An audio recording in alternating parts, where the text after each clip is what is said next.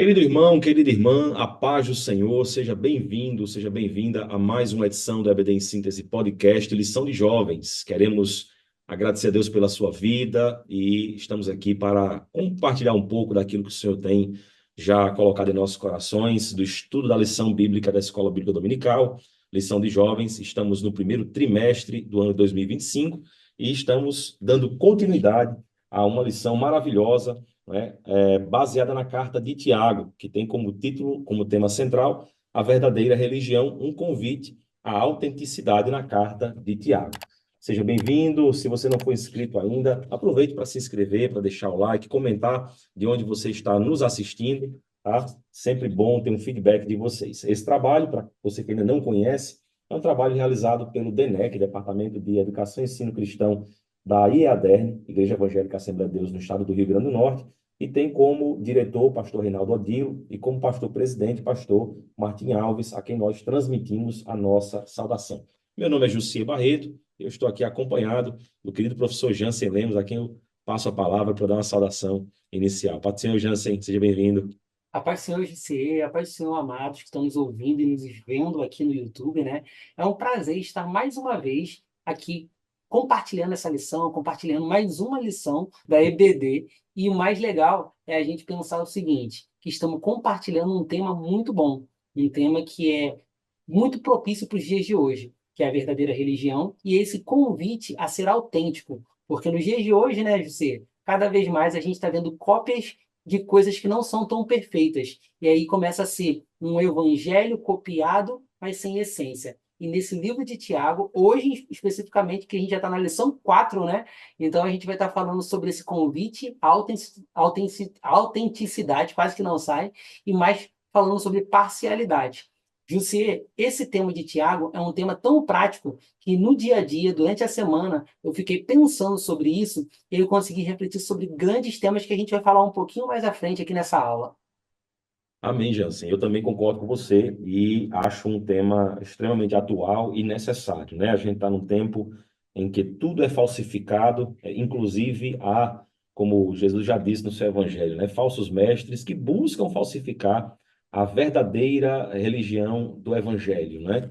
Não é aquela religião ritualística, formal, mas é uma religião baseada no amor, né? É um evangelho que busca, como diz a nossa lição, né? Agir sem parcialidade, sem acepção de pessoas e levar todos a Cristo, dar bom testemunho nesse tempo difícil. Então, vamos aqui explorar um pouquinho dessa lição, lição de número 4, aqui no EBD Síntese Podcast, nossa primeira oportunidade, né, com essa lição, mas já antecipando para você, querido aluno, querido professor, que as lições anteriores são muito importantes, sobretudo a lição número 1, que trata a respeito do contexto, do panorama do livro de Tiago, e vai falar um pouco a respeito dessa autenticidade, não é, que traz muito sobre identidade, né, sobre pureza, e demonstra como essa identidade nos ajuda a viver uma vida cristã genuína, autêntica, não é? Uma vida piedosa, que é isso que Jesus quer de nós, né? Uma vida piedosa, fundada nos seus princípios bíblicos e fundada no amor. Então, temos aqui essa lição de número 4, que fala sobre a questão da parcialidade. Nós temos aí o contexto em que Tiago, irmão de Jesus, não é convertido a esse evangelho, tendo testemunhado de Jesus muitas coisas, ele vai falar, né, aos crentes a respeito da acepção de pessoas. E o tema central está aqui, o tema central não, o tema da nossa lição, número 4, está em Tiago 2, do capítulo 2, versículo do 1 ao 13, que vai começar dizendo exatamente isso, né? Que não tenhais a fé de nosso Senhor Jesus Cristo, Senhor da glória, em acepção de pessoas. Eu trouxe até, Jansen, uma tradução aqui na NAA, que, assim, traduz um pouco mais o sentido dessa palavra, acepção de pessoas. Talvez o jovem não esteja tão familiarizado com o termo, né? E aqui na versão NAA ele diz aqui que, meus irmãos, vocês não podem ter fé em nosso Senhor Jesus Cristo, o Senhor da glória, ao mesmo tempo tratar as pessoas com parcialidade. Ele vai trazer o tema da nossa lição. Na nossa introdução, eu vou falar só um pouquinho aqui, já passo a palavra para a Jansen também, dar um ponto de vista dele. Mas, Jansen, eu vinha refletindo sobre essa lição e achando interessante que a questão da parcialidade é algo que está inerente à nossa natureza caída, né? Não existe alguém 100% imparcial, ou alguém que não tenha uma tendência a não julgar, né? Nós, naturalmente, já temos, devido ao pecado, essa tendência de sermos parciais e de sermos, né, pessoas que gostam de julgar, de ter preconceitos a respeito de tudo ao nosso redor, né? E como disse o apóstolo Paulo, que a nossa vida é uma luta diária, constante da carne contra o espírito, não é diferente com a parcialidade, né? Eu me lembro das minhas filhas, né? Uma tem 11 anos, a outra tem 9, e quando a gente vai pedir para elas fazerem alguma tarefa doméstica, disciplinar, uma já começa a tentar julgar a outra, mas não foi eu que fiz isso, não foi eu que baguncei isso aqui, né? E vai querer tratar de justiça naquilo que elas vão ter que fazer. E a gente vê como isso é inerente realmente ao ser humano, à natureza caída. Mas que o Espírito Santo de Deus nos orienta, nos impulsiona, nos exorta, nos admoesta a lutar contra essa parcialidade, né? A não sermos julgadores, né? Mas sermos julgadores apenas do pecado. Quanto às demais coisas, não sermos julgadores, não nos acharmos no dever e no direito de julgar os outros, né?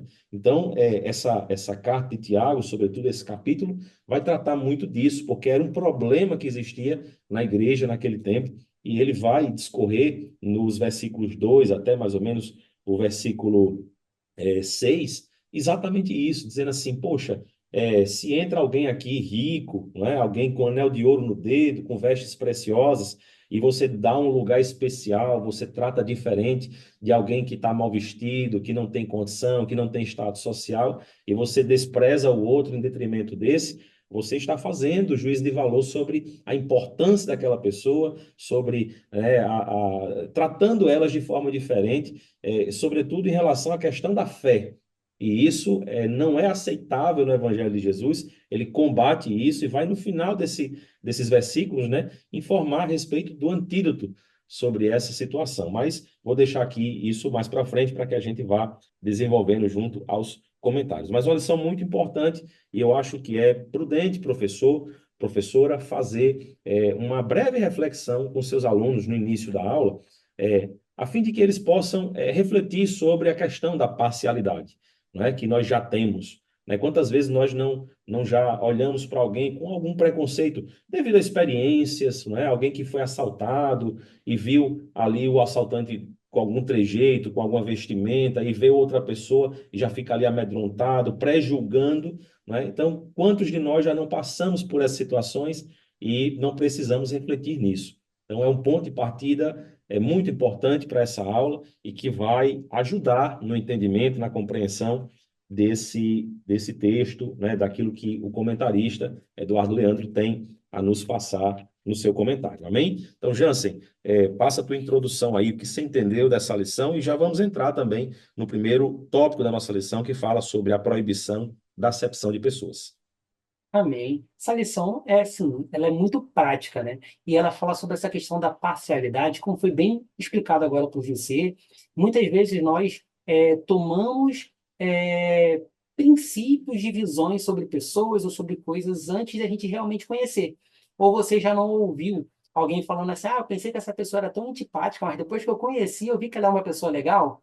E outras pessoas falam assim, vem um pregador, aí às vezes o pregador é anunciado em um cartaz, ou às vezes ele chega na igreja e alguém fala assim, eu acho que esse daí é daqueles que grita muito, eu acho que esse daí é assim. A gente julga por ver. Aí depois, quando a pessoa tem a possibilidade de se apresentar, de falar, de conviver com ela, talvez o nosso julgamento é totalmente diferente do que realmente é na realidade.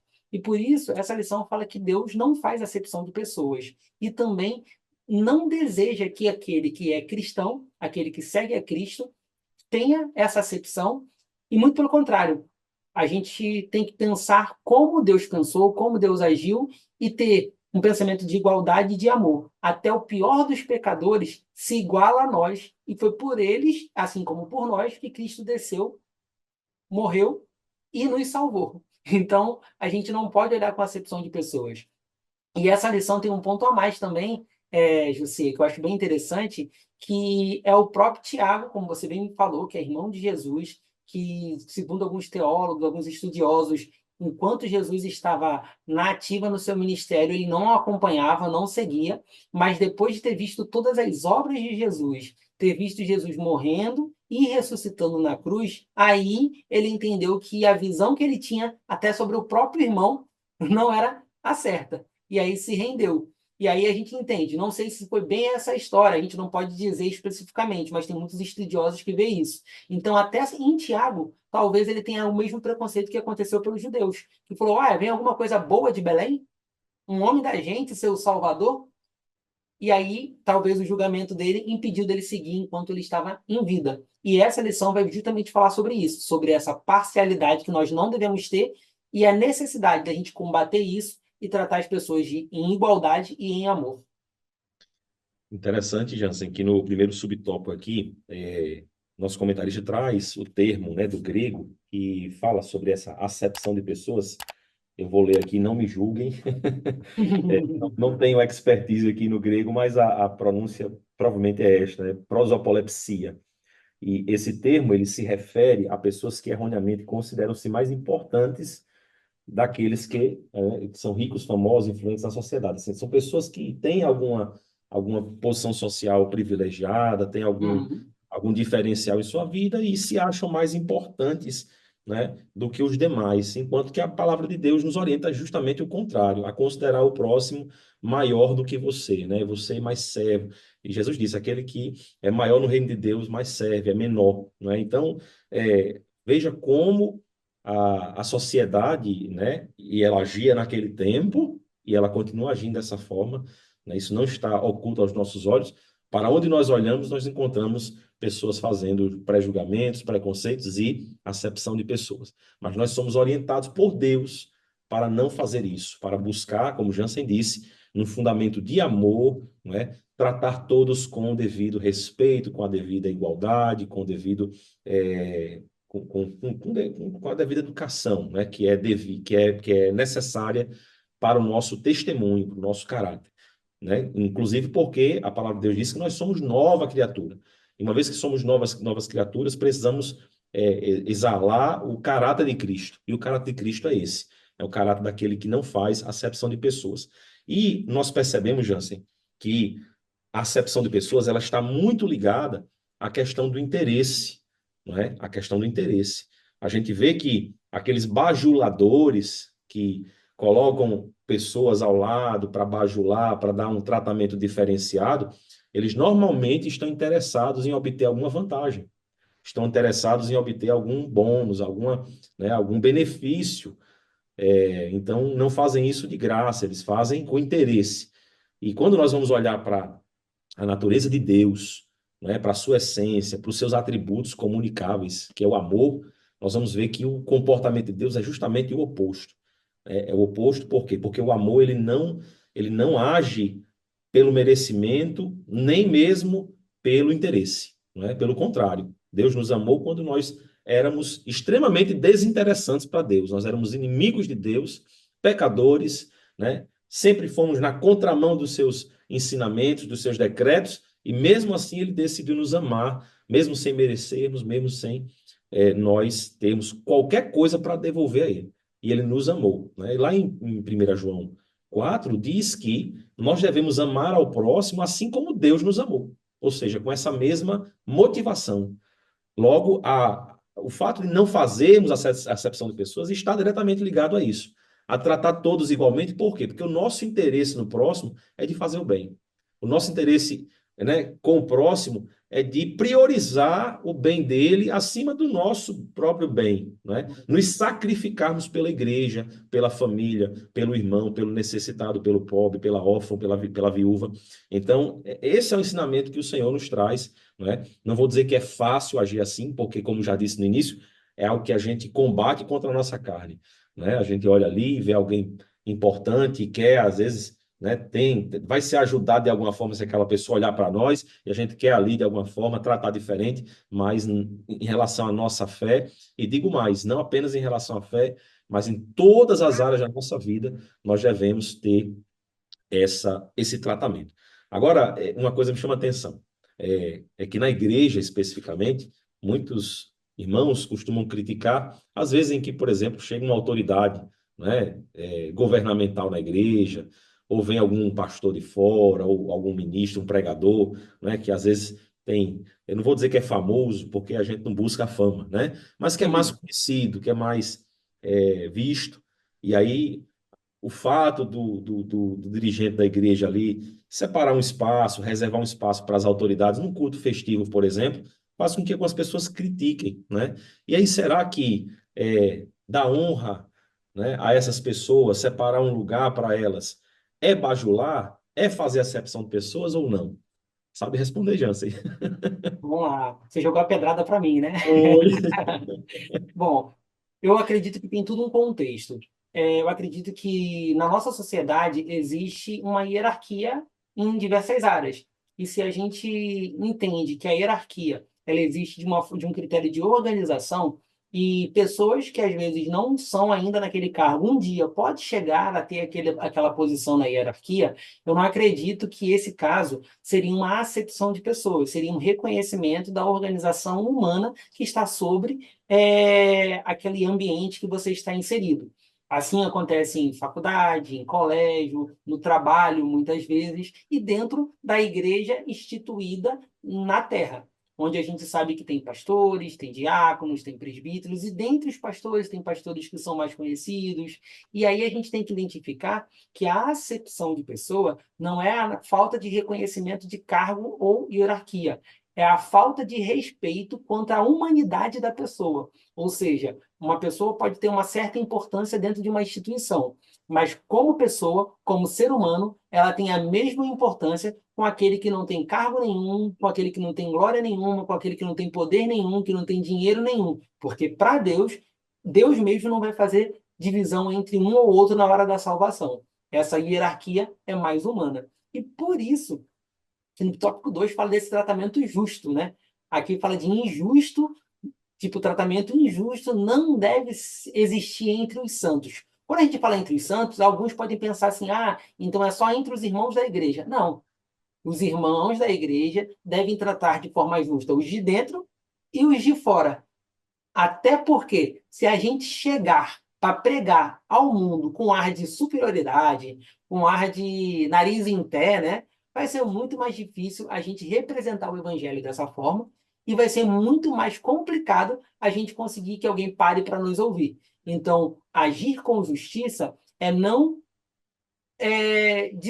deixar de dizer a verdade tem que ser dita. Quem está em pecado precisa se arrepender, precisa conhecer Jesus, mas isso deve ser um comportamento justo, falando que assim como aquela pessoa está vivendo naquele segmento, naquela vida, muitas vezes nós vivemos em situações até pior, mas após ouvir Jesus, de seguir a Jesus, a gente recebeu a salvação. Então, essa acepção de pessoa não deve dizer que você é mais puro ou mais limpo, como os fariseus faziam antigamente, né? Porque quando a gente chega e lê a Bíblia, às vezes vê alguns casos que os fariseus eles falavam de tal forma, dizendo que eles eram sempre um ser superior.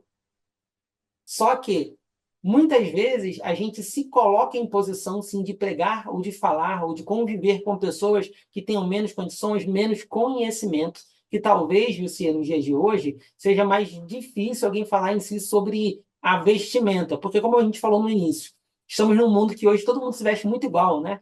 Tanto o mais rico ou o mais pobre hoje consegue lá ter acesso, independente de marcas, mas de roupas muito padronizadas. Então, querendo ou não, olhando assim do púlpito da igreja, ou olhando de uma nave da igreja, vai estar todo mundo muito parecido na forma de se vestir. Mas uma coisa que pode puxar muito é a questão do grau de inteligência, de conhecimento. Muitas vezes alguns se acham superior aos outros por conhecer mais, por ter estudado mais, por saber falar melhor ou por ter alguma posição. Mas se a gente for justo, independente da condição financeira, do conhecimento, da verbalidade, da forma de falar, da oratória, Deus ele olha para todos de forma igual. E essa injustiça nesse julgo não pode acontecer entre os santos. Não sei se eu te respondi ou se eu dei uma fugidinha. Você foi cirúrgico, amigo, preciso, objetivo. Era exatamente isso que eu também compartilho de entendimento, né? A gente sabe que a igreja, sobretudo a Assembleia de Deus, né, a nossa igreja, ela tem essa, talvez das denominações seja a que consegue encontrar maior quantidade de exemplos de pessoas, por exemplo, que não são doutas, que não têm graduação, teologia, mas que têm uma posição privilegiada de autoridade dentro da igreja, né? Às vezes é um irmãozinho que Deus usa poderosamente na palavra, né? Mas ele mora ali, tem uma condição simples, e eu acho que a Assembleia de Deus ela tem essa qualidade, né? De reconhecer o valor das pessoas, e a palavra de Deus diz, a quem honra, honra. Então, essa questão das autoridades, essa questão, às vezes, né, do aniversário do pastor, são pessoas que se dedicam à obra do Senhor e a igreja reconhece, e quando há necessidade de honrar, a igreja honra. Então, isso não faz com que o valor, e eu acho que essa é a palavra-chave, é o valor das outras pessoas não diminua em face daquele que está sendo homenageado, que está sendo elogiado, honrado, né? Então, é isso mesmo, a autoridade, ela sim pode ser honrada pela sua posição, né? Desde que isso não diminua o valor dos demais. Eu acho que é isso que a palavra de Deus está dizendo que é injusto, né? É nós atribuirmos valor às pessoas, né? Qual é o valor de uma alma? Quem é que sabe o valor de uma alma, né? Jesus que sabe, ele pagou o preço por todas elas, o sangue dele pagou o preço.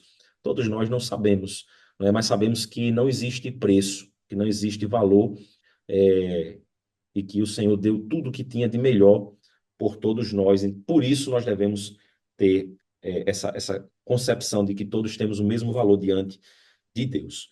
No nosso segundo tópico, fala sobre as consequências de fazer acepção de pessoas, né? Todo pecado, toda desobediência, tudo aquilo que é contrário à palavra de Deus, à ordem do Senhor, gera uma consequência. E essa consequência, ela não é boa, né? Ela é bênção quando segue o que a palavra de Deus orienta, o que Deus criou, o propósito para o qual Deus criou, mas quando ela não segue esse propósito, né, ou seja, é um pecado, é algo que foge do foco, ela vai trazer consequências ruins. Então, aqui a gente tem, Jansen, algumas consequências que geram, né? Divisão, julgamento e desvalorização, são alguns dos exemplos que a lição fala, né? E isso está muito claro, não é difícil você entender o sentimento de injustiça, né? Que todos nós sentimos, né? Às vezes você tem ali, você sabe que o professor Jansen fez um trabalho belíssimo lá na escola dominical, e aí veio alguém e tomou o crédito pelo trabalho. E aí alguém que sabe disso, isso é injustiça, né? E começa a fazer juízo de valor, cria divisão, né? Alguém que acha que está sendo desvalorizado por uma palavra ou por uma forma como alguém se expressou com outro. Então, isso gera preconceitos, gera divisões dentro da igreja, né? E o Salmo diz, né, que a bênção do Senhor ela se manifesta quando os irmãos estão em união. Acho que uma das coisas que a acepção de pessoas mais afeta é a unidade da igreja, né? Nós somos um em Cristo, temos o mesmo propósito, né? E devemos zelar por essa unidade. Inclusive, foi assim que Jesus orou, né? E aí a gente tem esse tópico muito interessante a respeito das consequências. Antes de passar para a Jansen, dar a sua opinião a respeito desse tópico, eu queria sugerir aos professores da escola dominical que, caso entenda interessante, faça algumas esquetes, algumas demonstrações de casos em que a gente poderia ver, né, uma acepção de pessoa e deixar que os alunos reflitam sobre essas ações, sobre essas decisões, esses esquetes, e consigam dizer aí, à luz da palavra de Deus, o que é que eles acham, né? Ou também abrir um momento, caso sua classe permita isso, né, de compartilhamento de experiências, alguém que já viu isso acontecer e pode dar um testemunho, dizer do seu sentimento, para que eles possam, compartilhando esse conhecimento, possam se edificar, né, no ensinamento que a lição está nos trazendo, tá? Então, Jansen, seu comentário a respeito desse segundo tópico. Bom, como você falou, né? Todo ato vai ter consequência. Se o ato for bom, for justo, as consequências são boas, o resultado é bom. Mas se o ato for injusto e fora dos princípios de Deus, as consequências não são boas. E aí a gente vê aqui nessa lição, nessa parte 2 da lição, que fala da divisão, do julgamento, e aquela questão. A divisão é um dos problemas mais conhecidos desde o princípio. Porque quando você julga, começa a fazer um julgamento, se você se acha melhor do que aquela outra pessoa e faz essa acepção, essa separação, você separa entre do que você acha certo ou errado, ou do teu time ou do outro time, e aí você começa a fazer divisões. E essas divisões, elas podem acontecer de forma horizontal, onde eu chego e acho que não, eu sou diferente dele, mas a gente continua no mesmo nível, só que a gente pensa diferente. Ou essa divisão pode começar a subir para outro nível, que você se ache tão superior e pense que todo mundo que está abaixo de você é inferior. Nos dois tópicos vão dar problemas, mas é muito mais perigoso quando existe esse grau de superioridade imaginada por um grupo. E aí isso pode trazer divisão dentro da própria casa, em relação à família, às vezes irmãos, às vezes familiares se acham um mais importante do que o outro, às vezes dentro da igreja, às vezes dentro do trabalho, dentro da sociedade como um todo. E como um exemplo, quem é cristão, especificamente, a gente tem que pensar que essa divisão não é prudente. Mas mesmo assim, a gente cai no erro de fazer volta e meia pensamentos aceptivos assim e acaba fazendo divisões. Mas existem outras culturas a nível de mundo que não tem Cristo como Salvador, não tem Cristo como aquele principal foco a se olhar. E aí, se a gente for pensar em outros países como a Índia, que existem centenas, dezenas de motivos de exceção. Então, existe lá os clãs, né, as famílias, e eles pensam que uns são superiores ao outro e não tem chance nenhuma daquele povo chegar a uma outra classe. E aí a gente começa a pensar, se tudo isso é problema de um mau julgamento, de um julgamento injusto que causa essa divisão, o nosso principal referencial deve ser Cristo, que, sendo diferente de todos nós, melhor do que todo mundo, porque não tinha pecado, ele acabou se fazendo homem para poder sofrer as mesmas dores que a gente, não pecar, e mostrar que o homem poderia também não pecar. Beleza, poderia ter passado por tudo isso, mas ele cumpriu tudo. Morreu na cruz e nos salvou, para poder fazer não uma divisão, e sim a verdadeira religião que vem de religar. Então, Cristo, ele fez tudo isso para evitar a divisão, porque a divisão tinha uma consequência de quem estava com Cristo seria salvo, quem não estivesse com Cristo ia ser condenado. Como toda a humanidade estava longe de Cristo, o próprio Cristo veio à Terra para poder fazer esse grau de possibilidade de ligamento novamente do homem com Deus. E aí o próximo ponto que já fala sobre julgamento, imagine, vou jogar essa bola para você, imagine se Deus julgasse a gente da mesma forma que a gente julga os outros. Aí E seria aí a gente viu a complicado. dor do julgamento, né? Seria complicado. Inclusive, a oração ensinada por Jesus, do Pai Nosso, fala a respeito disso, né? Em relação ao perdão. Senhor, nos perdoa, né? É, da mesma forma com que nós perdoamos aos outros. É uma responsabilidade muito grande essa questão de nós entendermos a graça, né, envolvida na salvação, e entendermos o tratamento de Deus conosco, né? Inclusive chama esse terceiro tópico, Jansen, porque é, Tiago fala sobre a misericórdia nessa perspectiva, né? Mostrando que, olha, se você recebeu misericórdia, se o seu merecimento não foi considerado, né? Porque a gente faz acepção de pessoas, é uma falha humana, eu não vou mentir Hum. aqui, né? A palavra de Deus diz que aquele que diz que não peca é mentiroso, né? Nós estamos aqui buscando a santificação e tentando ser santos, mas sabemos que somos falhos, e em algum momento a gente termina fazendo esse tipo de acepção, esse tipo de julgamento, até porque a sociedade hoje nos ensina isso, né? A competitividade de mercado, nas faculdades, nas escolas, né? Faz com que as pessoas se eduquem a ter essa visão hierárquica superior às outras, né? Então você tem que ser assim para se destacar, para sobressair, para ser o CEO, para ser, né, um gerente, para ter sucesso financeiro. Então tudo que a gente recebe da sociedade vem contrário a esse entendimento de graça, de dizer assim, olha, você recebeu o que você não merecia e você tem que tratar as pessoas também, né, com graça, da forma como elas não merecem. Ah, mas fulaninho é ruim, ele fala mal. Não tem problema. Você recebeu o amor de Deus, você tem que amá-lo, você tem que desejar o bem dele. Você não pode achar que é melhor do que ele ou maior do que ele por isso, nem tratar outros diferente dele por isso, porque para Deus ele tem o mesmo valor que o seu, né? Então é tão interessante isso, porque nos mostra o quanto nós precisamos combater os ensinamentos que a sociedade hoje nos dá, né?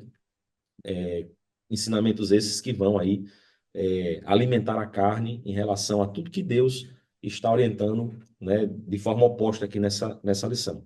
E a gente entra nesse terceiro tópico, a respeito da misericórdia, né, como sendo um remédio, se é que a gente pode chamar assim, né, um antídoto, ou algo, um elemento que pode nos ajudar a não fazer acepção de pessoas, a não julgar os outros, né, ou julgar a nós mesmos superiores aos outros, porque a misericórdia, ela é esse reflexo do caráter de Deus, é um fruto que vem gerado, né, do Espírito Santo em nós, é algo que vem do Senhor, ele comunica conosco e, junto com o amor, ele frutifica para transformar a nossa vida e nos fazer tratar as pessoas da mesma forma como Cristo tratava, da mesma forma como Cristo nos trata em sua salvação, em sua palavra, né? E isso há uma recompensa envolvida, né?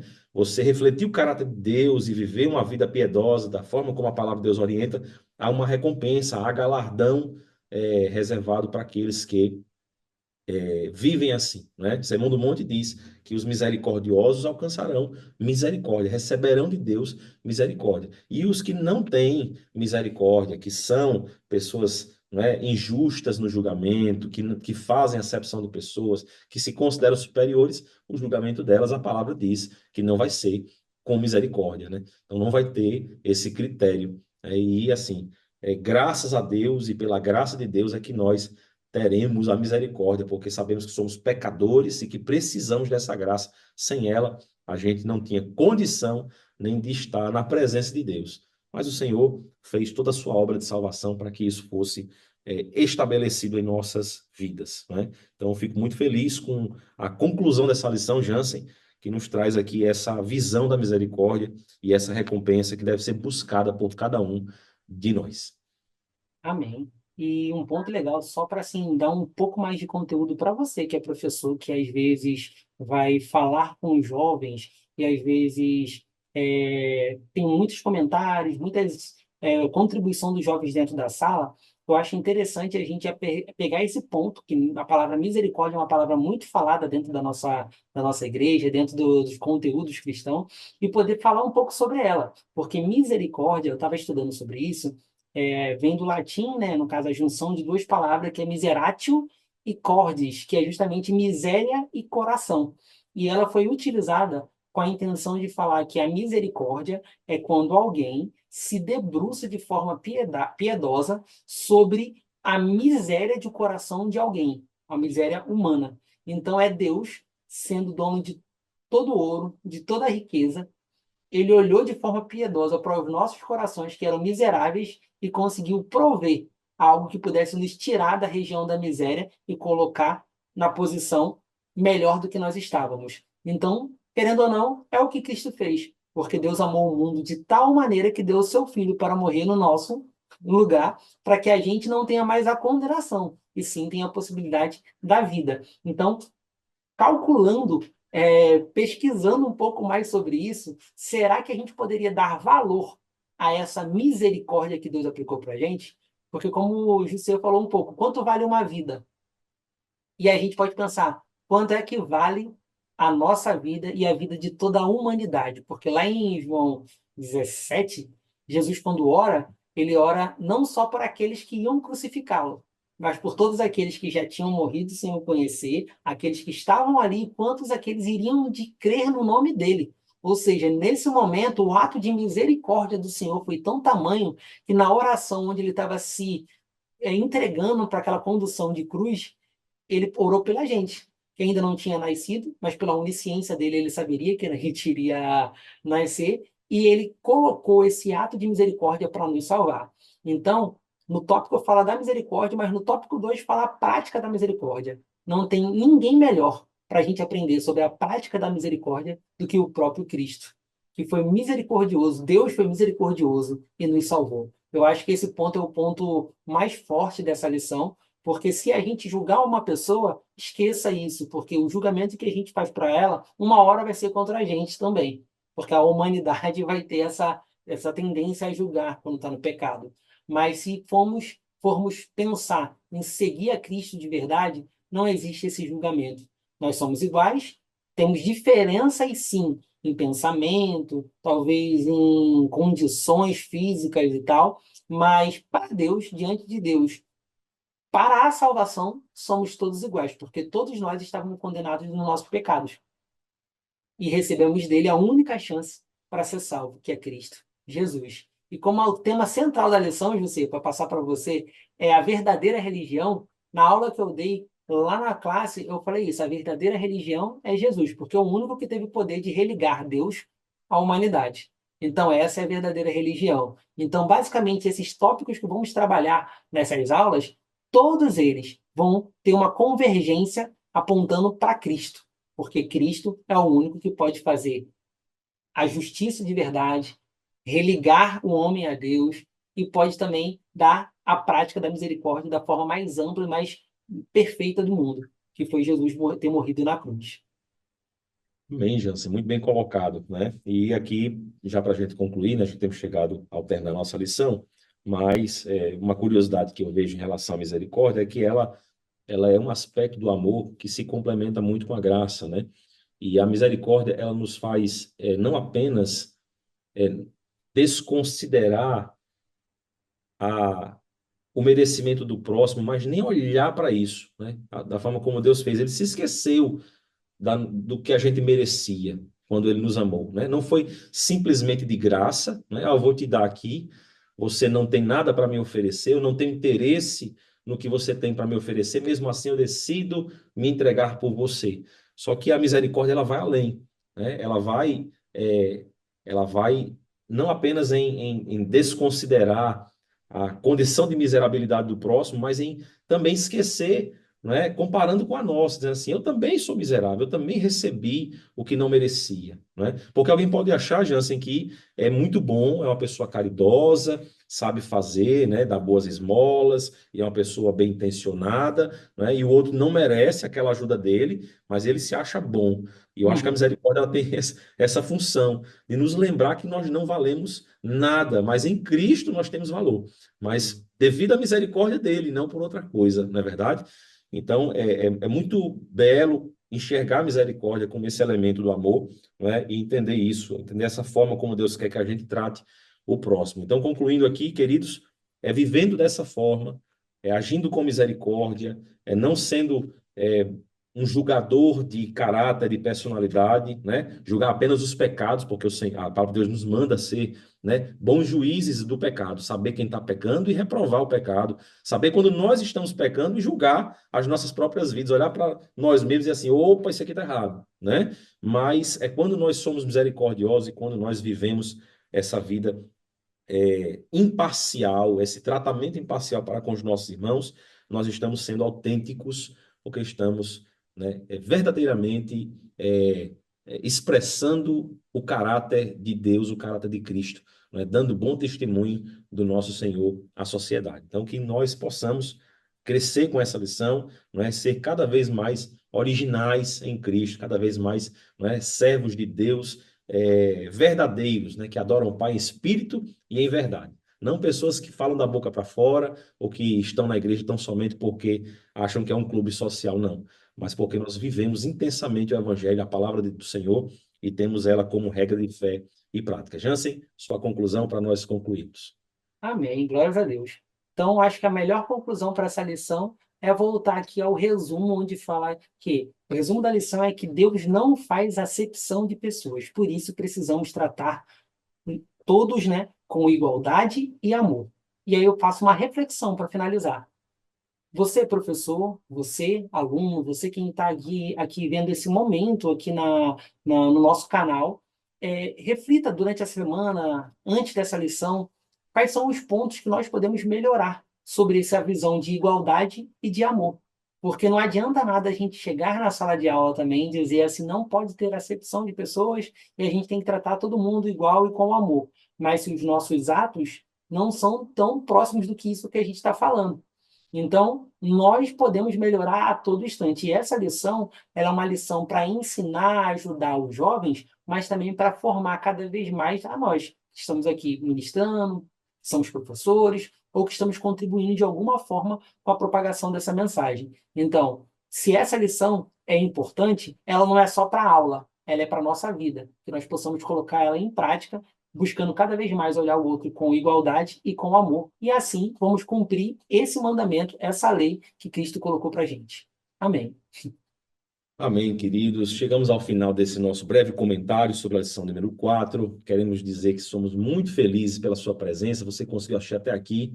Que Deus abençoe sua vida, lhe recompense, ajude na sua aula, seja você um aluno, seja você um professor, professora da escola dominical.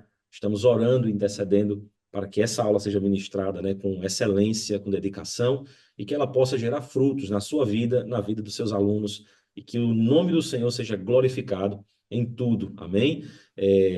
Fique conosco, acompanhe as próximas aulas, as próximas edições do EBD em Síntese. Volte para assistir as que você não viu antes e se inscreva, ative o sininho das notificações, comente, deixe o seu like, compartilhe nos grupos de escola dominical da sua igreja, com seus irmãos, com sua família, com seus amigos, e certamente Deus vai tocar o coração de alguém, vai falar ao coração de alguém com isso. Você vai estar cumprindo o ID do Senhor em ensinar e evangelizar com um simples gesto, tá certo? A plataforma do YouTube vai entender, o algoritmo e vai mandar para pessoas que precisam dessa mensagem. Que Deus lhe abençoe. Obrigado, Jansen, por mais uma oportunidade de estarmos aqui. Até a Amém. próxima, se Deus quiser. A paz do Senhor. Pai, Senhor.